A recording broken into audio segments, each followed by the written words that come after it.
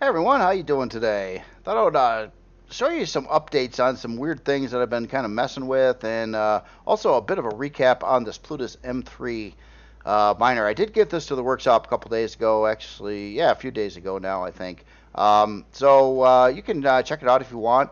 On the last video, I was kind of like kind of going over some of the things on it, and there's a bunch of comments trying to answer some of the questions that I had, and give me some pointers and ideas on things. One of the big things was I had a big problem with a shield that was in here, and I had a full-size shield, actually right in this location here, and it was ugly.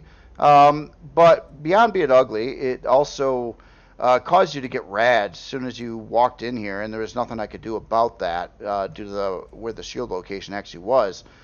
So a lot of people said, "Hey, why don't you get rid of that and put in a compact shield instead?" And I was like, you know what?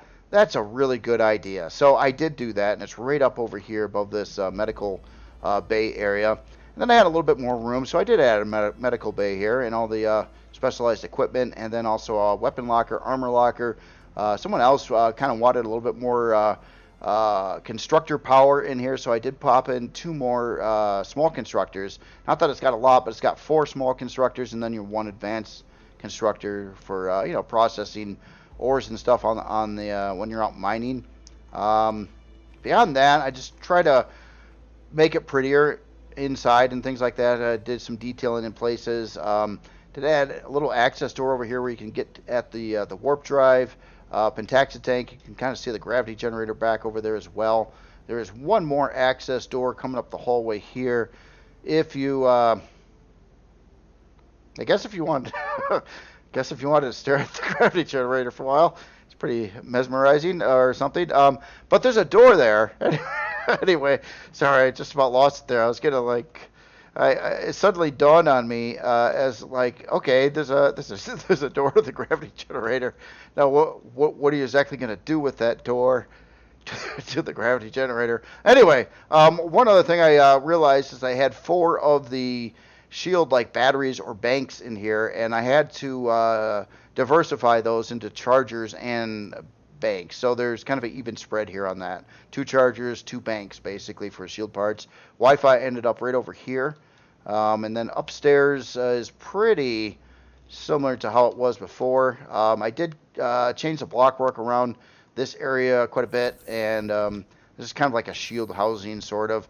There's actual armored glass in front of this as well, just to try to protect it from the front a little bit more. I'm not sure what that would accomplish since this seat's sitting right on top of the core in the first place, but it's a little bit more protected, I guess. But that's how this came out. As of mining, I did mine it quite a bit with this thing. I got the drills out right now and everything like that. But yeah, it's working out good. And what I do like with CV miners, and I think the other Plutus variants kind of do this too, is being able to just easily navigate around a asteroid really quickly like this. I just find that really nice for the amount of time it takes to get ore. Like you can buzz an asteroid like this. Hey, say there's a part of it here that's got something in it. I already mined the crap out of this cobalt asteroid here, but you get the idea. You can kind of get around easily enough. And I also tested this in survival a little bit with weights and volumes, and yeah, I was fairly content with it. Even after it had a full load of the two 320k bays in it, or harvest bays. So yeah, it seems to be working just fine. There's a couple other things that I didn't do. I did ask a question about should I remove these guns up here, these fixed weapons, and a lot of people said keep them. There's some that said yeah, you got to remove them. They don't really make much sense on a creation like this, and which I agree with. The thing is it really came down to whether I was going to get any decent benefit from that. Meaning, could I take some cores out of the build if I'm running at a lower CPU range, or meaningful cores? And the answer really was no. And that's the thing. Even if I got rid of both these guns and a couple of these turrets, I still couldn't really do anything about the cores. Most of the additional CPU beyond the 200,000 you get with your base core are in this build are in the two advanced CPU cores. And I can't get rid of any of those. I could only get rid of like a basic, but those are cheap. And so it really didn't make much of a difference trying to strip it down to get it to that next lower CPU range, which would basically get rid of both advanced cores, the first meaningful downgrade in CPU at least. And I couldn't do it. So I was just like, well, then why bother getting rid of these? And not to mention, a lot of people kind of wanted them. I put them there for mainly cosmetic purposes. But antennas could fit there, I suppose, too. But these probably look better. I actually do kind of like the model on these things. I think they're actually not kind of neat looking. I like this curvy plate here. That's kind of neat. Anyways, enough with that. So moving on. I got some contraptions over here. These are some, I don't know, early starts of some combat CVs. Now, the idea of these things were supposed to be mid-tier combat CVs, at least the first two. And this is far from done. I mean, this whole ship, whatever is going on here, this is like the front of it, and it was supposed to be go back to about here.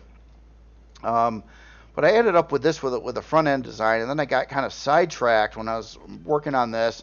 And to me, this kind of looked more Creel than anything else. And then I started like looking at some of these big guns and trying to get an idea on how big they actually are. And oh my God, they are big. This is a some kind of positron blaster or something like that over here, and it's ginormous. It is a very, very big gun. Which is kind of cool, but then I started thinking about like, oh wow, do I really want to have like a mid-tier type of combat CV supporting that kind of weaponry on it? I don't even know what it does, and that's another thing that's kind of tripping me up with the whole combat CV thing is I sort of understand what a lot of the baseline weapons and things do. Your regular turrets and stuff like that, but there's a lot of these newer guns like this and those double or triple fixed weapon things, launcher things. I don't really know how good they are. I imagine they're good, but or what they cost or what it's going to take to get them. There's so many unknowns right now that it's kind of hard to like really plan out something, especially with a lot of the new parts. But anyway, I ended up with this, and I was like, I kind of on board with it, but I was really trying to figure out what I was going to do with the rest of the ship, and then also a big factor on one of these combat CVs is the bridge. Where are you going to have a bridge on it? And like a design like this, I think it would look best if it was up front here, but that's like the worst place I could put it on a combat CV. It's just it's vulnerable. You're right in the middle of a bunch of guns, and if you just want to get blown away quickly, that's a good way to do it.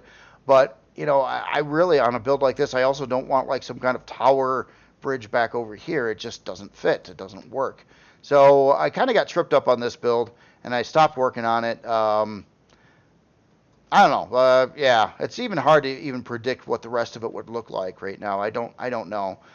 So then I kind of sat on that for a couple hours. Then I started building this thing, and this thing had a different idea about it. It was trying to look industrial and be almost like a big drone-like thing, where it's kind of like all open hull over here.